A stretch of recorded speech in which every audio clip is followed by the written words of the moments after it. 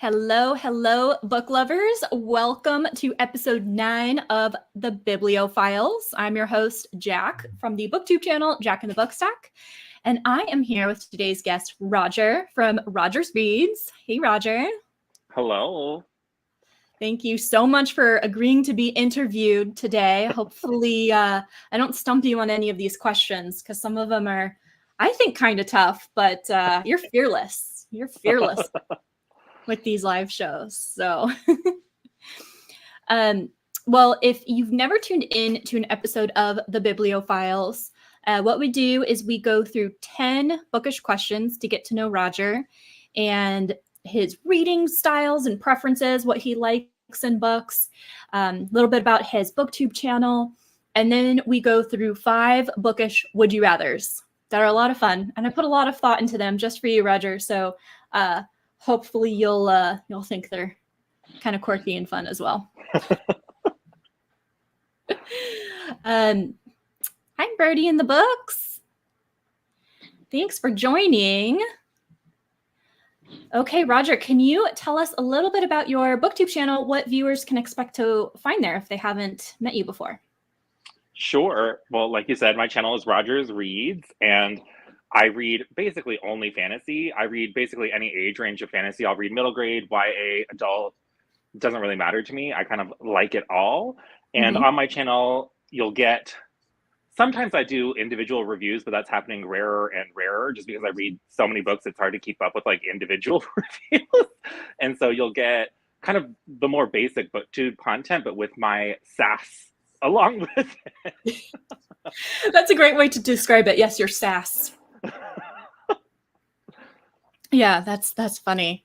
Yeah, I like your I actually really like how you do your wrap-ups on how you like rank them by the star ratings and tell us about the books.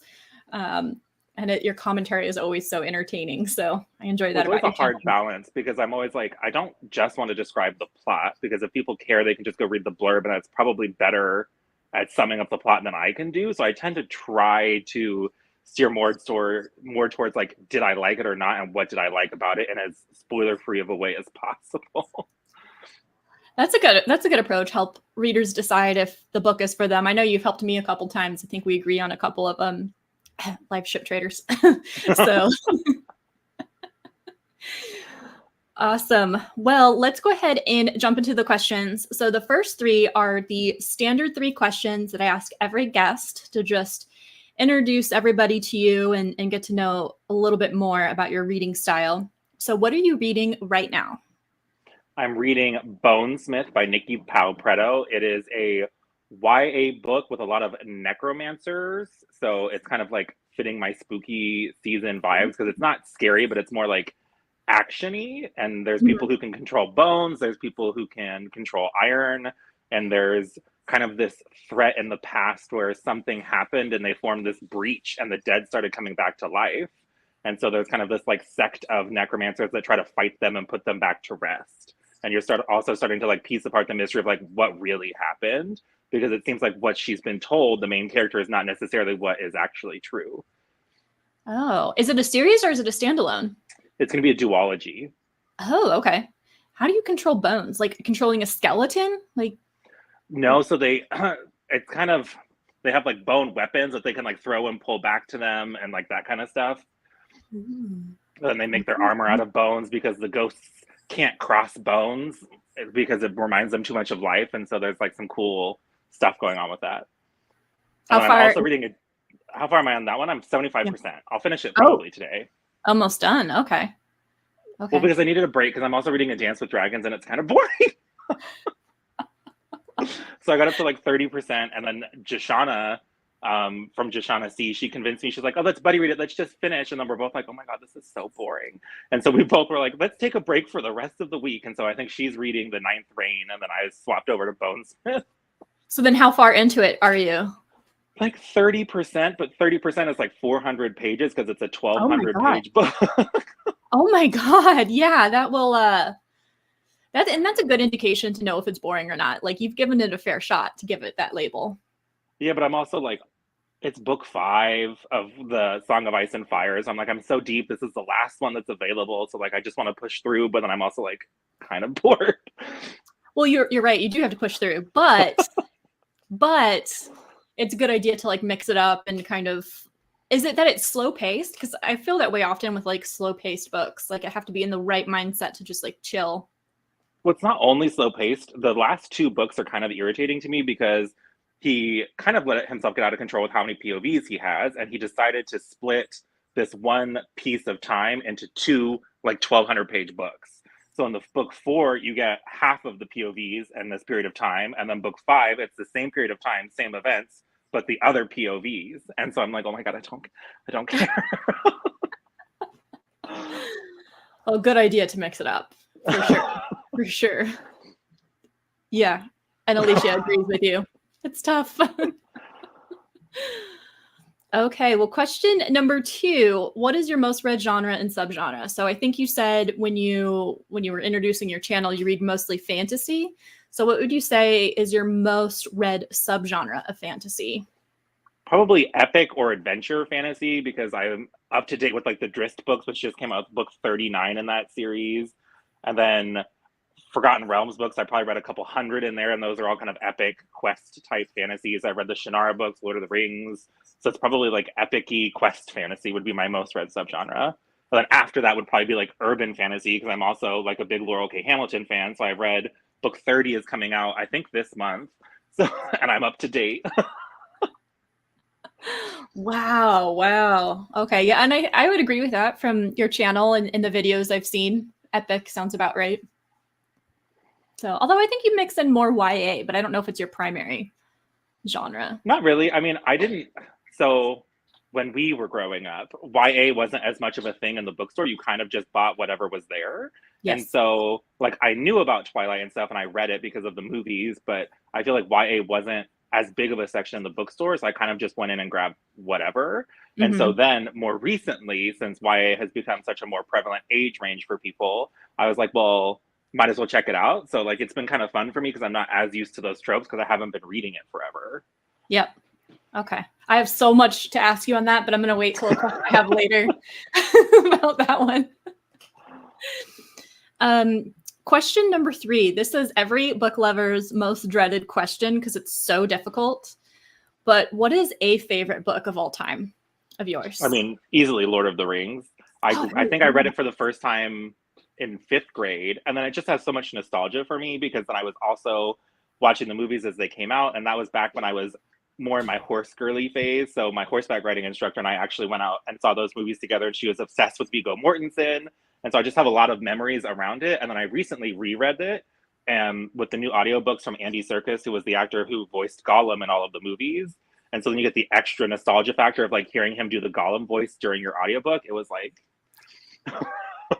Oh, that's cool. That'd be really cool. I haven't read them yet, but it's on my short list. Probably 2024. You should definitely do the Andy Serkis audiobooks because that's like the only way to experience that story. Okay. I'll take your advice on that one. But I mean, that one's easy because it's like the one series I also have like 3 or 4 different editions. I have like the original editions that my husband bought for me that are huge and illustrated from, I don't even know, probably like 2009 or something. Mm-hmm. And I have another set just to have the nerdy ink dust jackets for. And then I have the new editions, which are like the ones that they put illustrations from Tolkien in, have the cool like red sprayed edges with like the Elvish script. So I have like 3 or 4 editions. You have to. If it's a favorite, you have to have multiple editions. That's how it goes. One of the only other ones that I have multiple editions of is your favorite book, Empire of the Vampire, because I have the Illumicrate edition that I don't want to touch. And then I have like the Barnes and Noble edition that I'll actually read from. I know. I am so ridiculous, Rodger. I don't like that book. It was a 2-star for me. But I'm like, but I kind of want the UK edition now. That's why I have the Illumicrate one, because it's the UK cover, but it's like alternate. It's like gold and white. Yes. Oh gosh, that's beautiful. Yeah, because then I hate people on the covers of my books. And I do like the cover. And I do want to give Empire of the Vampire a second chance. Because now that I know what the writing style is, I can go into it with that expectation. It won't be as jarring, and I can just enjoy the story and the sarcasm of the writing style. So I might try it again. Because the new one's coming out in March. Yeah, and I'm debating if I'm going to read it. I mean, it's going to be a thick book, so it's like, what do you have to give up in order to read a book that you're going into thinking it might be like a 3-star? Like, you want to go into a book hoping it's a 5-star, right? So That's I don't me know. still wondering if I'm gonna try House of, what's the new one? Fire and Shadow and Fire, whatever, Shadow and Flame. No, I'm boycotting the Crescent City series. No way. And I was mad because then they did the Barnes and Noble exclusive editions where like it's a minimal cover where it's just the cover art without like all the lettering. And I was like, it looks so good, but this damn series. Yeah, no, I can't with the money grab of doing the different editions with bonus content. Like, I don't want to support that book at all. So I will not be. I'll probably get it from the library. Well, and for those that don't know, Rodger and I bonded over our mutual hatred for book 2 in the Crescent City series, House of Sky and Breath. I think that's how we met. I think we both did. I think maybe we had seen each other's content, but we bonded for sure and started talking because of our mutual hatred of that dumpster fire of a book. Which, and I try to be positive about books and say there's an audience for each one, but I just can't find anything good to say about that. So, anyways, this isn't my episode of Biblio.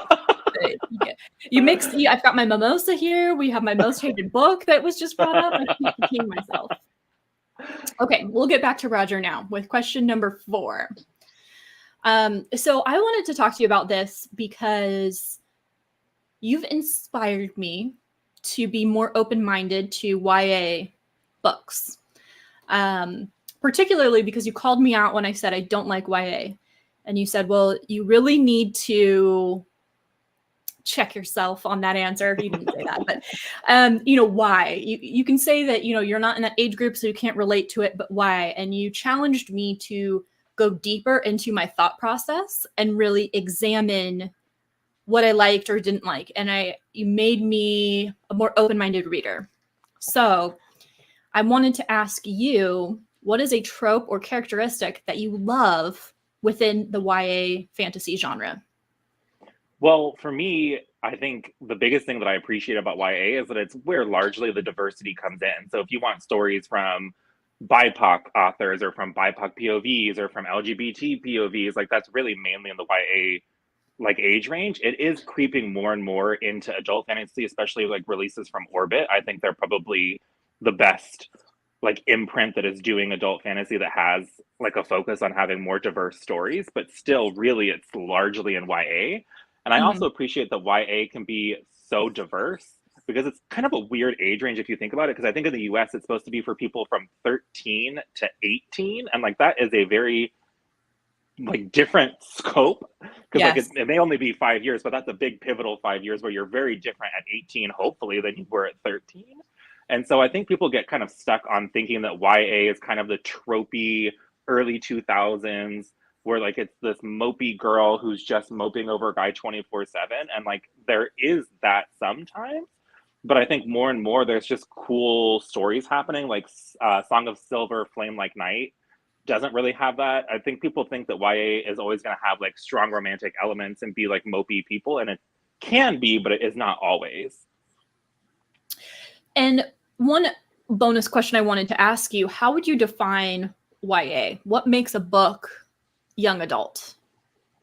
I think it's usually the age of the protagonist and kind of the scope of the thing that they're setting out to do. Because I feel like YA, if you're getting into older YA, like Throne of Glass and stuff, it can be kind of like world shattering, but it tends to be, especially in the beginning, like a more kind of contained, fun, faster paced story. And so I kind of like YA to sprinkle in between these 1,200 page behemoths that I find tedious to read, because then you're having a 300-400 page book that you can get through in a couple of hours, and it's just going to be a fun adventure.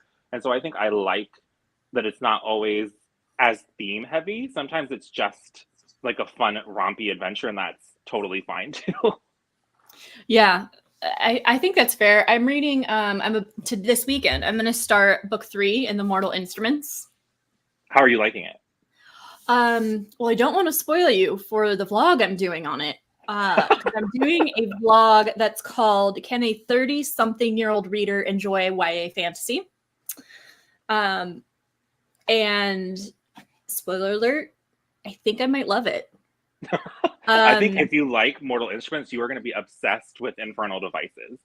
I don't know if obsession would be like, the thing is, you really have to think about it, right? Like, is it going to be an all-time favorite? No. But I don't know. I think you'll be surprised with Infernal Devices.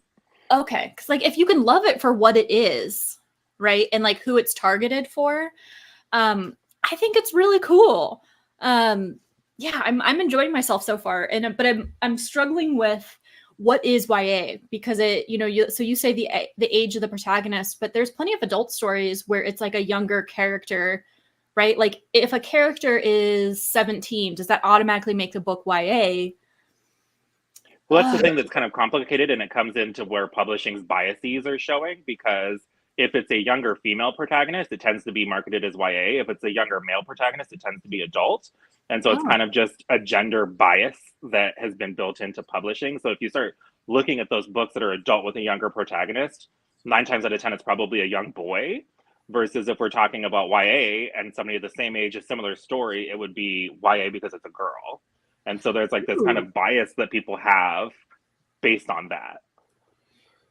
Interesting. That's an interesting perspective. I'm going to have to noodle over that one.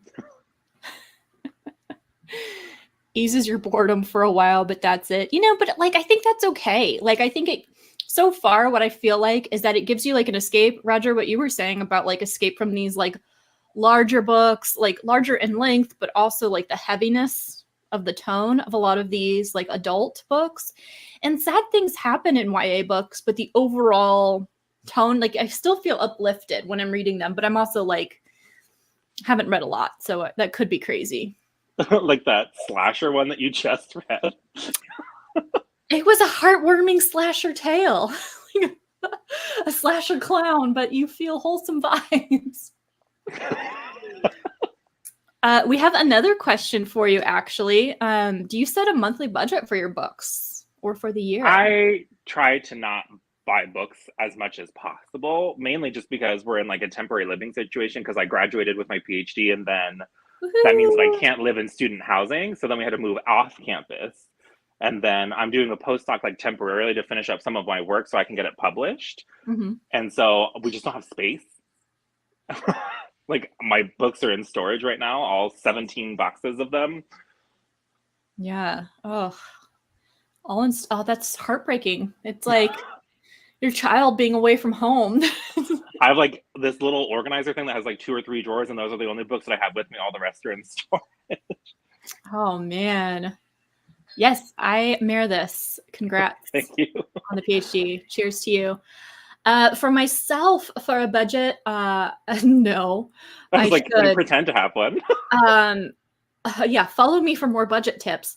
No, like, for me, I try to be like, I try to look at the books analytically and think about it, right? Like, it's hard to buy a book, like a whole series, when you haven't even read the first one. But then I have pressure over, like, what if they go out of print, right? And so I think what's really changed my book shopping habits is that I sell books on Pango that I no longer want. So I feel like if I buy this book and don't like it, I can try to break even and get my money back, or close to it, get some of my money back. And then I also try not to buy books new. I try to buy them used. I love going to Goodwill. I love buying used books on Pango, because I absolutely agree with you, Alicia. Cost of books is ridiculous. Especially if you like any of the special editions, because there's so many different book boxes and versions, and then the aftermarket, and then there's the FOMO of like, well, I haven't read it, but I might like it. So like, do I get it now while I can get it for like the price that it was sold for originally, or do I wait and hope that I can find it later for not like 5x the price? Yeah, exactly. And that's but you can sell it, right? Like, I'm more comfortable with reselling books. So like, I just read Silver Nitrate, and I had the beautiful Illumicrate edition of it from the Evernight subscription, their horror subscription. And I did not like it. I've already sold it on Pango, and I got my money back. So, So as far as budget, no, but then now like I'm planning for a trip next month. So I'm like, okay, Jack, you got to rein in that book shopping, but I don't even listen to I know, because myself. your most recent book haul was pretty epic. How many was it? Like 60 books. I got 60 books over the course of 2 months. That's insane. And so like I'm a book a day? Oh my God, it is. Damn it, Rodger. I didn't even think about that. And then I was just messaging with you. I bought that entire series in hardback. The something dragons. See, I don't even know the name of the series. What is it? It's like The Chorus of Dragons. Chorus of Dragons. Yeah. So I can't like, but I read a lot. So I mean, I just can't keep up with it. I try to use Libby. I finished 13 books for the year and it was all digital. Good for you. But you know what? That's nice. You save the space. It's easier to read those at night. It's kind I of use my library a lot. Like, I think I was looking at my spreadsheet recently and I've read like 80 something books so far this year. And I think 60% of them were from the library. Good for you. That is awesome. Do you use Libby or do you go to your library and like physically check them out? I use both. I would prefer if I can get them on Libby. I use it that way because it is just easier since I live with my husband and I tend to read at night. Like the Kindle is king, but also like if I can't get them from Libby, then I don't care. I'll get the physical edition from them because I'm also a fan of immersion reading. So I try to get both either the ebook and the audiobook or the physical book and the audiobook. You're an inspiration. Yeah, I need to do that more. There's just something like it's like the artistic factor. I love the covers and displaying them like a little serial killer trophy. Like I read this. Well, I do too, but like the grad student stipend is not really enough to support a book buying. But now that I'm beyond that. And if your books are in storage right now, like there's not really the way to display that. But hey, I will be there for you when you're ready to dive back into the book shopping. I find having physical copies soothing to sleep. You know what? Cold Zero, I love a physical copy. I love smelling them. I love it. The feel of them. And there's something about, I was thinking about this last night because I'm like in progress reading 3 different books. And I was like, I feel like reading, but I don't want to read something that I've started. I want to open a new book, like that rush you get from like a physical book and opening the cover for the first time, turning to the first page. It's a whole new type of happiness. Yeah. Okay. Anyways, back on track. Number 5, what is a genre, subgenre, or I have a typo there, trope, that you would like to read more of?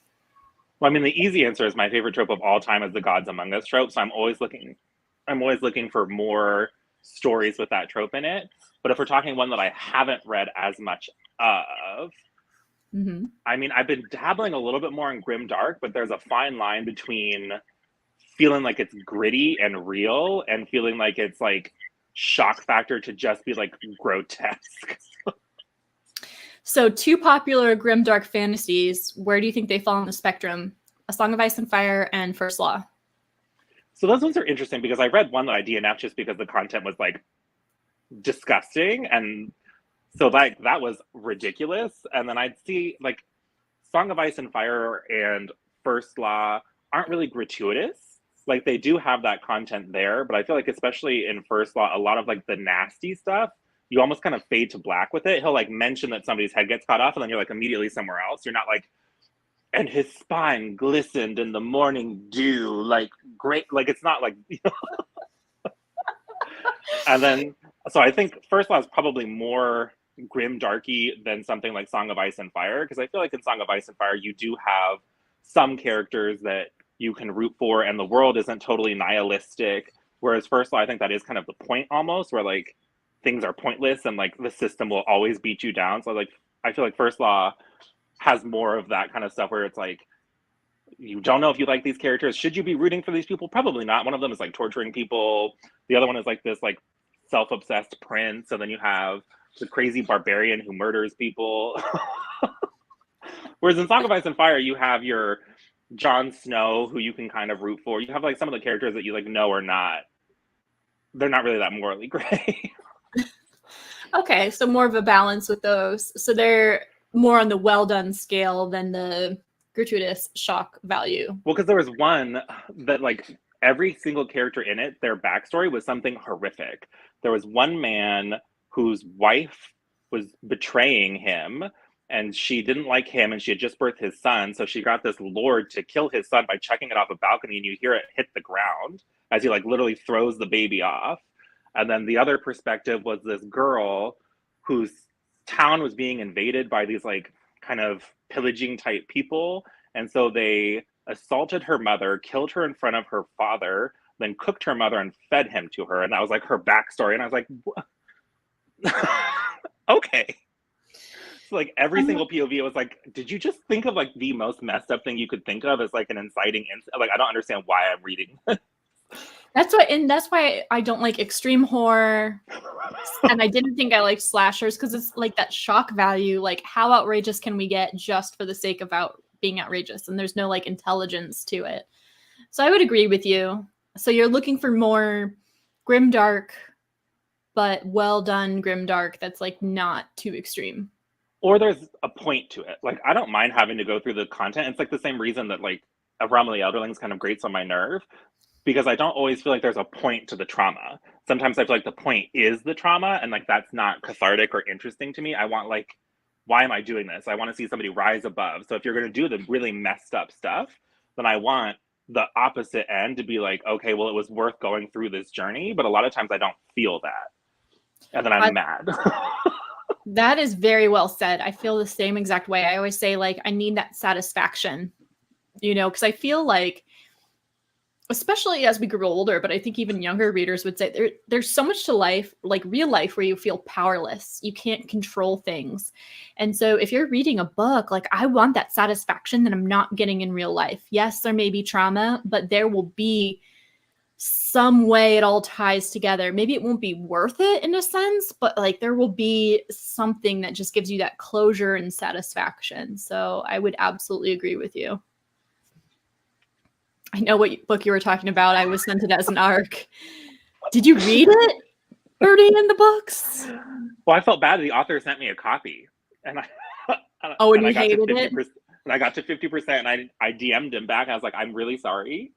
This book is so not for me. I'm not really going to review it. I'll like mention it in a wrap up, like briefly, so that maybe somebody else will get something from it. But like, absolutely not. Oh, that's rough.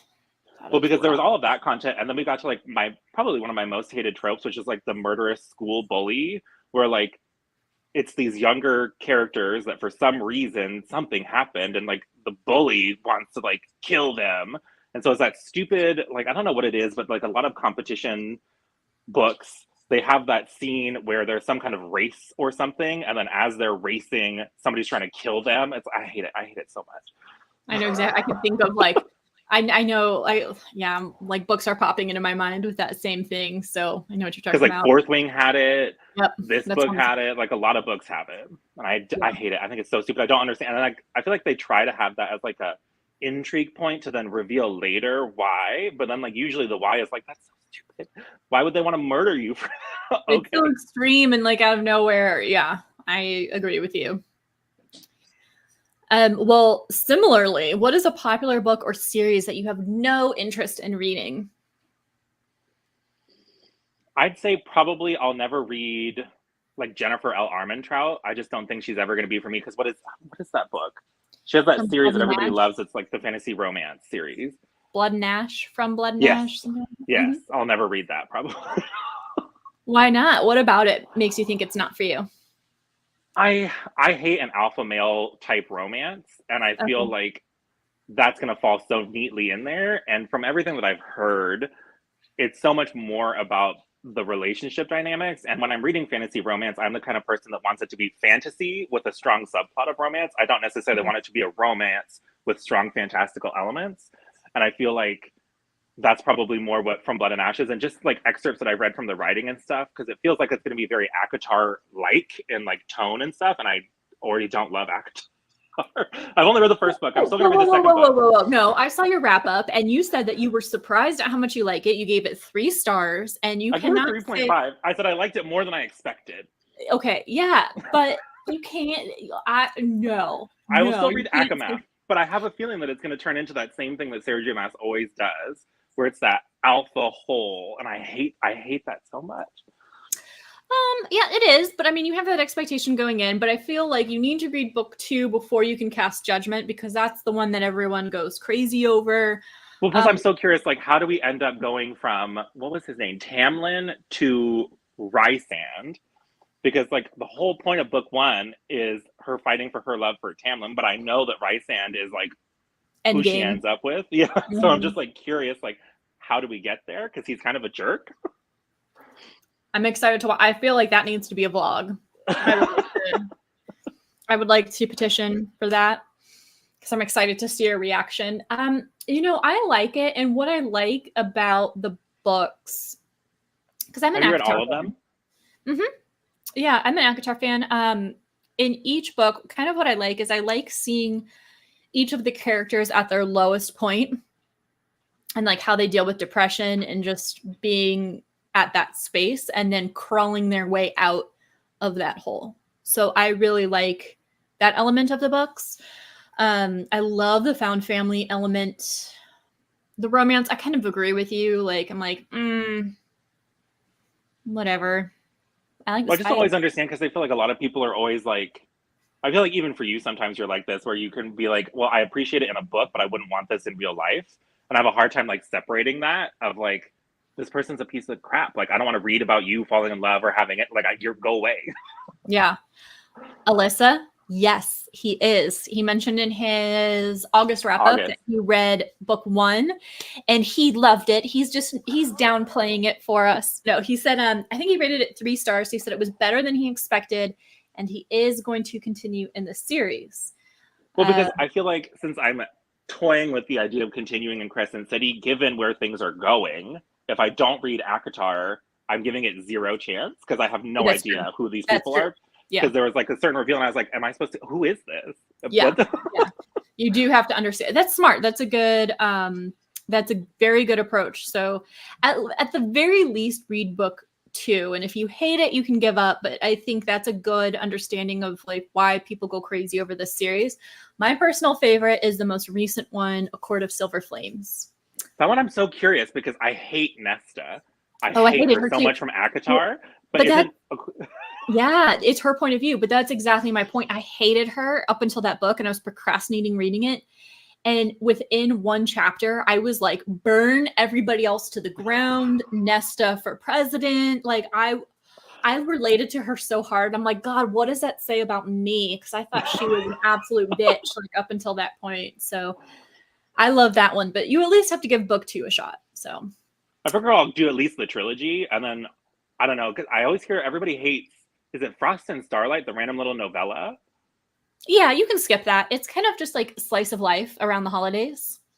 So if you don't, I mean, it adds nothing to the plot. You know, read it if you want. Don't.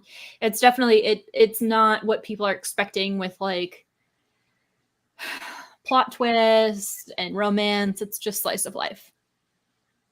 Although it's really funny to me, because I was reading ACOTAR after I read Fortuna Sworn.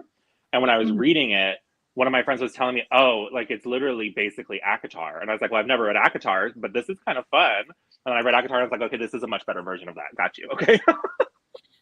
I think Alyssa says you can skip the novella. Well, I don't really know anybody that loves the novella. I feel like most people are like, what is this? Okay, well, I loved it, but here's the reason. I share a birthday with Farah. So the winter solstice stuff is really cool to me for a very niche reason. But yeah. Okay. Question number 7. Which booktuber do you share bookish taste with the most? Probably Elle.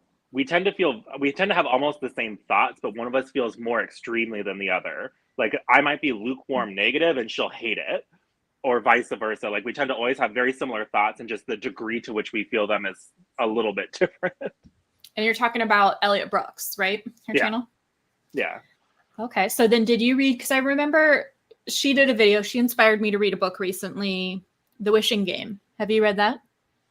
No, I haven't. That's like the contemporary one, right? With the boy in foster care or whatever, and the lady who wants to adopt him. Yeah. Yeah. I heard she loved it. Shoshana loved it. Yeah.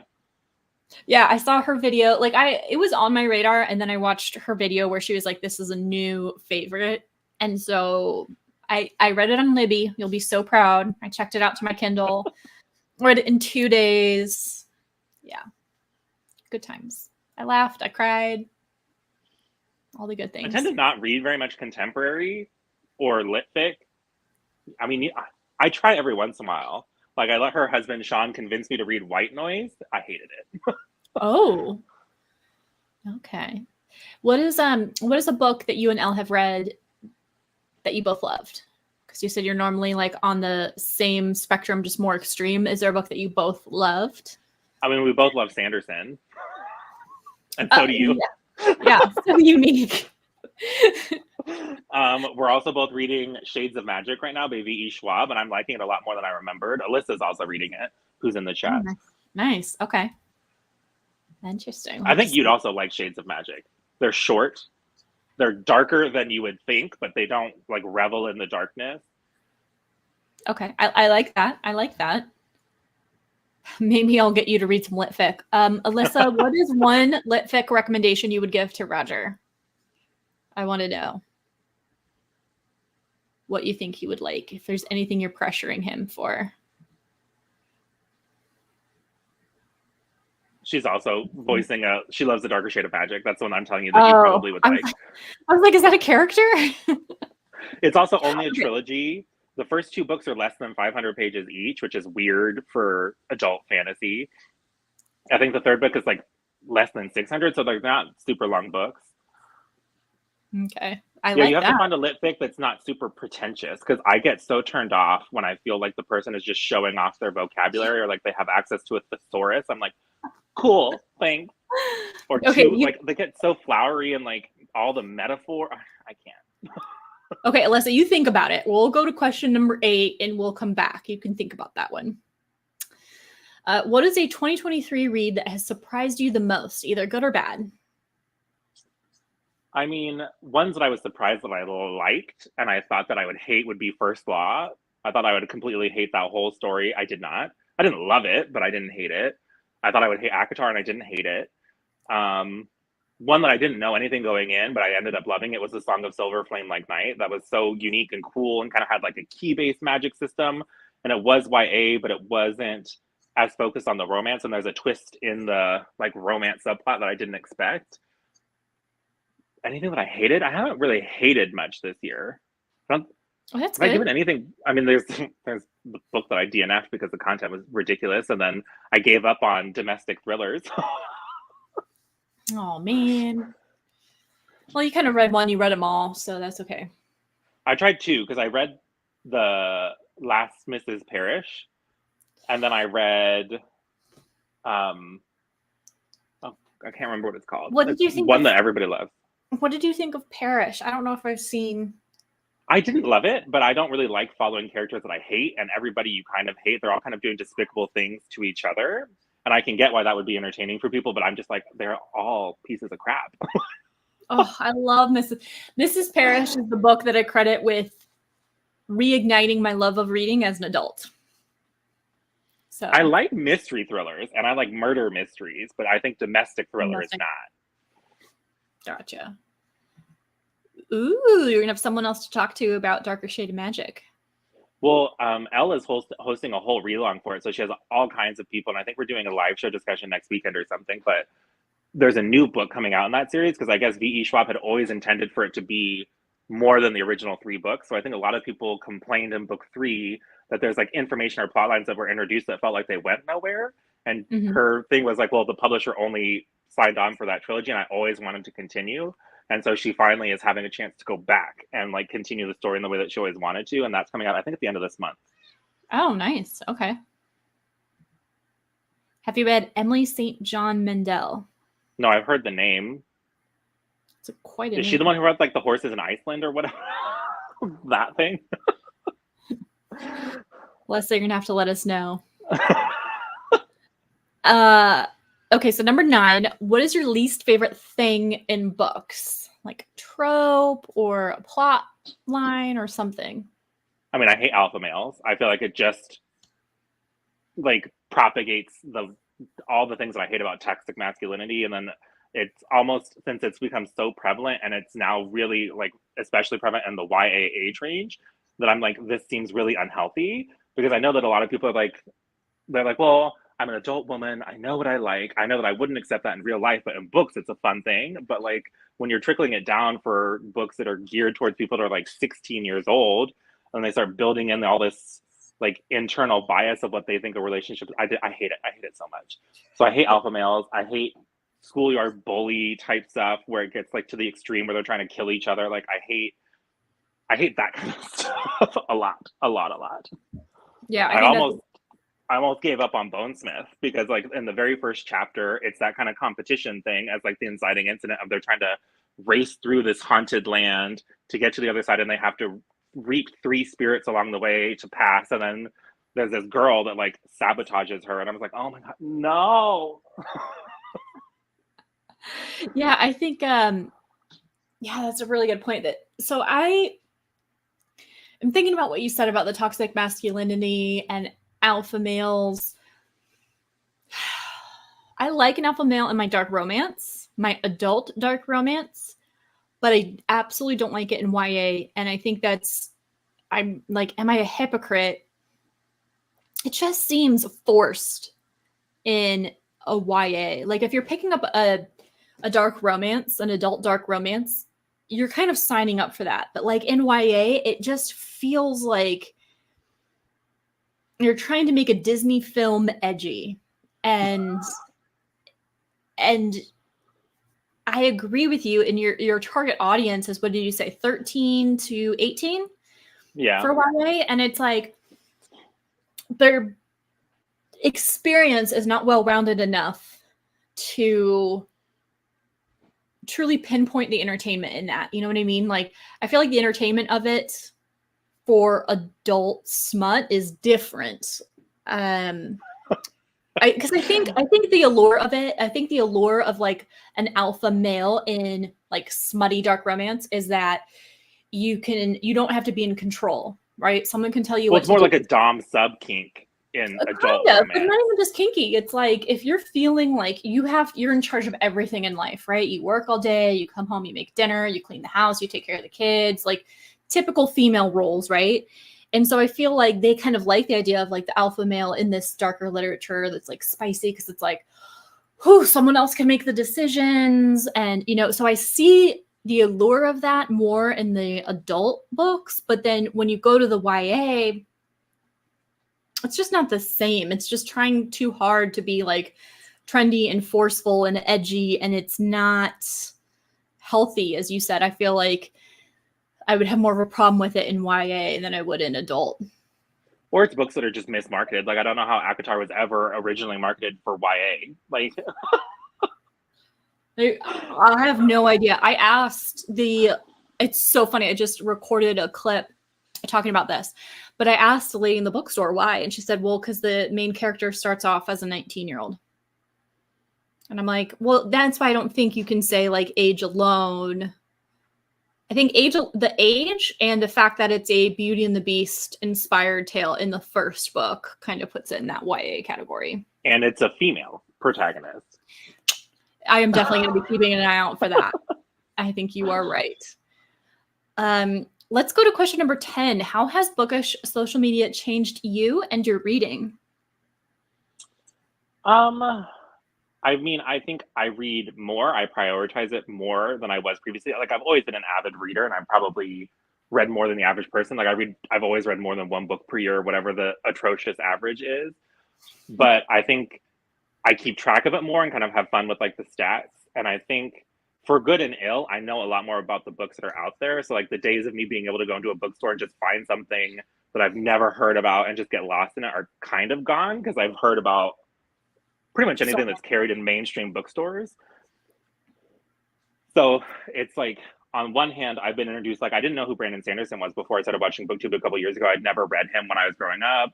I didn't know anything about him. So I've found some new authors that I hadn't read previously, but then I've lost the magic of just like going to the bookstore and being like, I have no idea, this cover is so cool, let's go. Is that a loss though? Sometimes. I think I recently went to the bookstore and I intentionally found something that I'd never heard of and I bought it. Have you read them yet? No, I have it in my little drawer. I want to know what you think of them. Yeah, because I was like that too. Like, you know what's so funny is I bought because the book was so similar to something else I had heard of.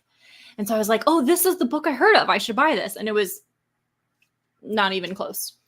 Oh,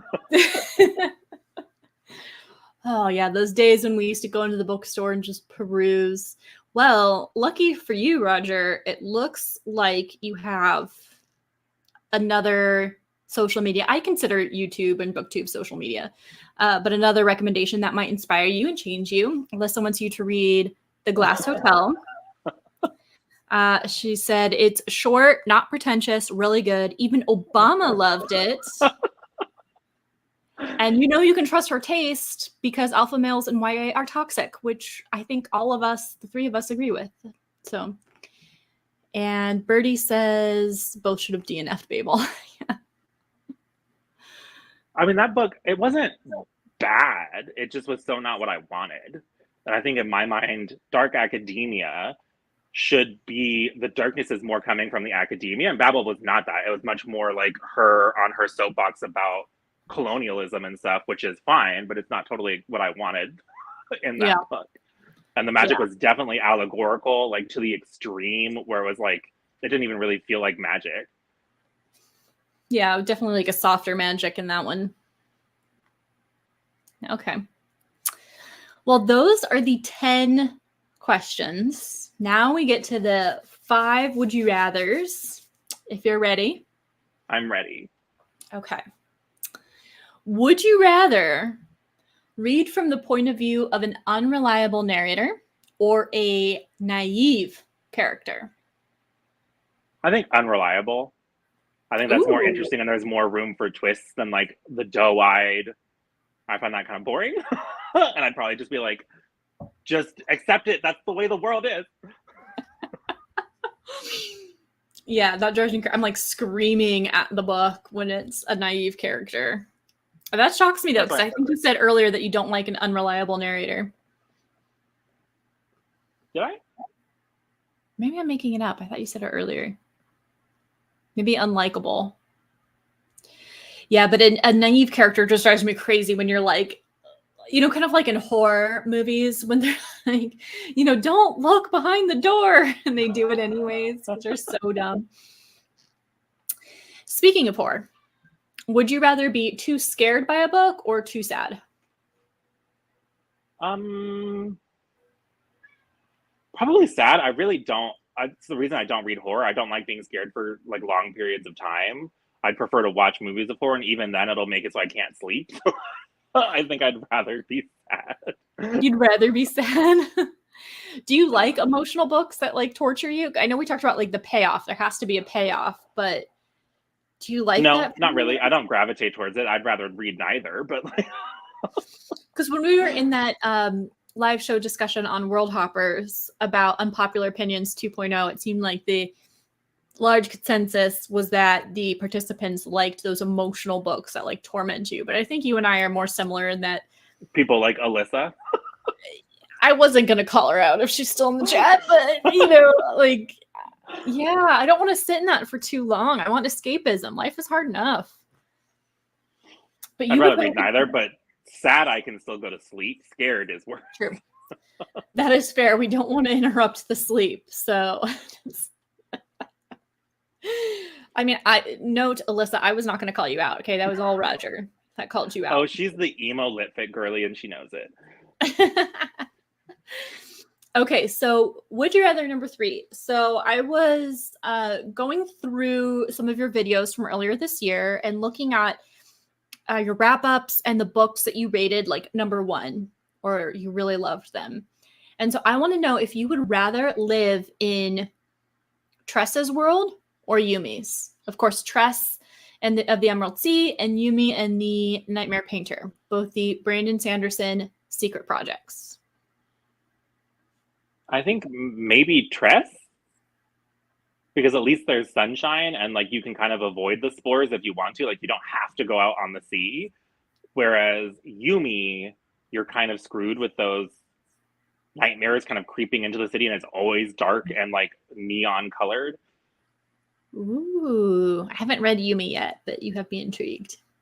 That's why I'm avoiding, because I was like, I know. Thank you. I'm like being I'm reading. I'm actually reading the Frugal Wizard's Guide, and I haven't watched your video yet, but I don't think you enjoyed it. But I'm waiting because I don't want your influence to hit me and like my enjoyment of the book. But it is not my favorite. But I'm excited for Yumi.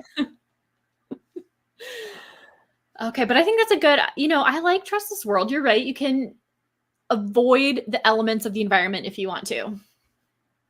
So I think that's important. Plus, seasonal depression is real, and Yumi's world is always dark. So, like, want to avoid it. Yeah. Yeah. I think that's a good rationale. Okay. So 2 awesome bookworms jump into my mind. Fictional bookworms. And I want to know who you would rather have as a BFF. Matilda or Hermione? I mean, we have to go with Hermione. That's my childhood right there. And Matilda isn't? Not as much. I remember the movie.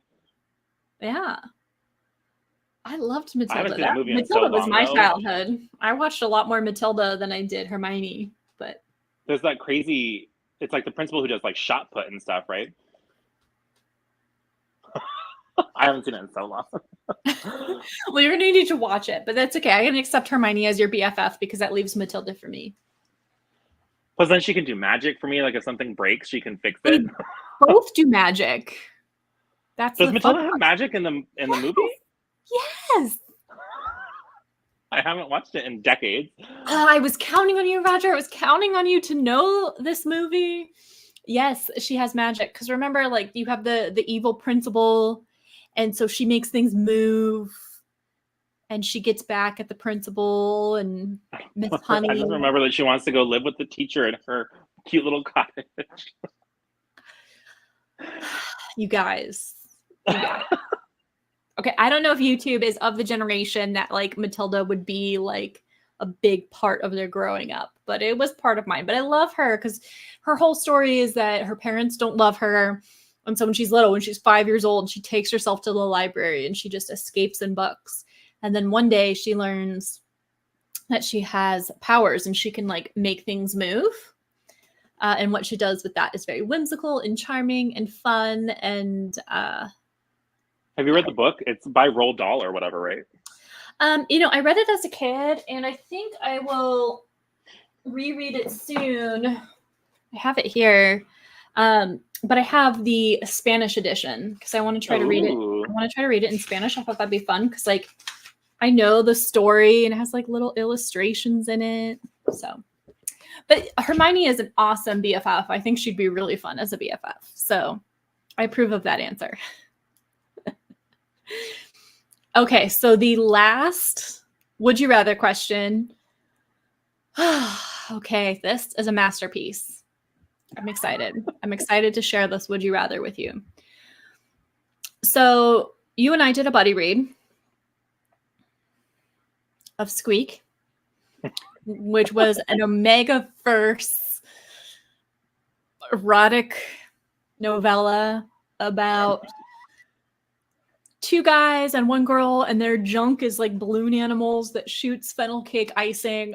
A hysterical book. So I want to know if you would rather read Squeak to an audience in a nursing home out loud, or read Tress of the Emerald Sea to an audience in a motorcycle bar. Probably Tress is Squeak. so It's shorter, and the nursing home is probably asleep anyways. Or I'm giving them the last thrill of their lives. Either way. Yeah, okay, that's fair. I was like, it's difficult because I think the nursing home would be really into Squeak, but they might like ask you a lot of questions and ask you to repeat yourself. And the motorcycle bar might throw things at you, reading such a wholesome book like Tress of the Emerald. Like the motorcycle bar seems like more dangerous. Seems like a safer thing to just read Squeak to the old people. They'll just throw their tapioca pudding at you. Okay, Alyssa knows Matilda. Thank you. Thank you. It's so good. Okay, yeah, Hermione might be a better witch because there's more variety in her spells, right? Instead of like just moving things. I think that's good rationale. But Birdie disagrees. Matilda was the best. Yeah, I mean, I've been thinking about it recently of like rewatching it. It's just so funny that you brought up that question because I've been like, should I rewatch that movie? I've thought about it like randomly. Which one, Matilda or the Harry Potter? Yeah, Matilda, not Harry Potter. Yes. Yes. Awesome. Well, that is all the would you rather questions that I had for Rodger. Thank you so much for being a good sport for all these questions, Rodger. Thanks for having me. This was fun. I thought that last one would have stumped you a little bit more, but I'm pretty decisive. You are. I think I would absolutely agree with that. Very to the point. You know what you want. Well, thank you everyone for joining this live show or watching the replay. Please be sure that you are subscribed to Rodger's Reads. I have linked his channel in the description down below. And of course, follow me, your host, Jack in the Bookstack, because both of us love to talk about books, and we would love. And you're so close to 1K. So close. I'm dying. Hopefully it'll happen soon. We'll see. All right. Thank you so much, everyone, for joining, and we will catch you in the next episode of the Biblio Files. Thank you so much.